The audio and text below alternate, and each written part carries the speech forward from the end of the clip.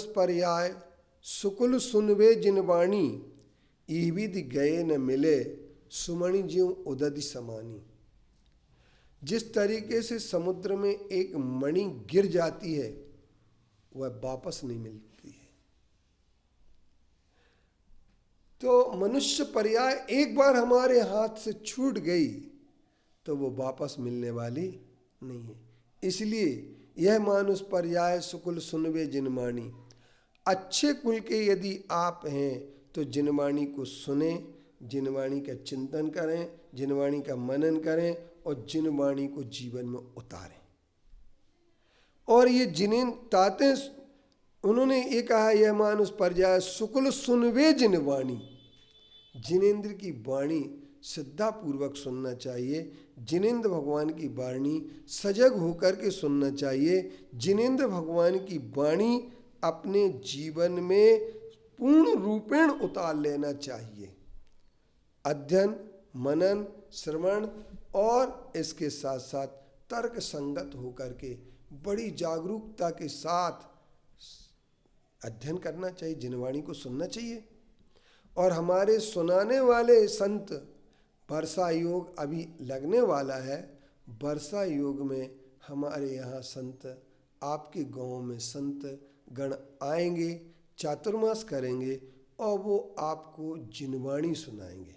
जनवाणी नहीं सुनना चाहिए, क्योंकि जनवाणी में आश्वासन होते हैं, जनवाणी में आशा बात होती है, जनवाणी में संभावना होती है, जनवाणी में हमारे लिए कई प्रकार के लोभ, लालच, भय सब कुछ होते हैं। लेकिन जिनवाणी में न भय होता है, न आशा होती है, न लोभ होता है, क्योंकि जिनवाणी वही कहलाती है जो आप तो भगवान के मुख से कही गई हो। आप तो पज्ञ मनुलंघ मद्रष्टेष्ट विरोधकम तत्वोपदेश कृत सार्वम शास्त्रम का पथघट्टनम। तो जिनवाणी तो वही है, जिनेन्द्र भगवान की वाणी वही है जिस वाणी में निरंतर निरंतर निरंतर हमारे लिए तत्वबोध की प्राप्ति हो, और जिसमें तत्वबोध की प्राप्ति नहीं होती है वह हमारी जिनवाणी नहीं होती है। तो बहुत सारे लोग जिनवाणी सुनने के लिए तैयार तो होते हैं, परंतु जिनवाणी को ना सुन करके वो जनवाणी ज़्यादा सुनते हैं। प्रवचन सुनने की अपेक्षा लोग भाषण सुनना पसंद करते हैं, लेकिन भाषण में और जिनवाणी में बहुत अंतर होता है, प्रवचन में और जिनवाणी में बहुत अंतर होता है। जनवाणी ना सुने, भाषण में अच्छी बातें कही जाती हैं लेकिन जरूरी नहीं है कि वो सच्ची हो। जिनवाणी में सच्ची बात कही जाती है, जरूरी नहीं हो कि वो अच्छी लगे, क्योंकि जिनवाणी किसी का सबका पक्षपात कर सकती जिनवाणी, और जिनवाणी किसी का पक्षपात नहीं कर सकती है। हम आईना को साफ करने में समय लगा रहे हैं, लेकिन आईना को साफ नहीं करना है, हमें साफ करना है अपने चेहरे को।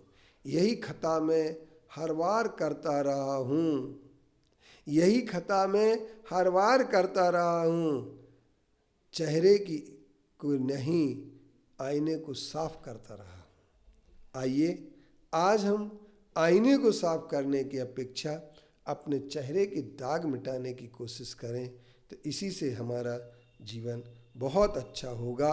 और इसलिए हम सबके लिए सबसे पहले एक काम करना है, वह काम करना है कि हम जिनवाणी सुन करके अपने पापों की समस्त कालिमा को धोने का प्रयास कर दें।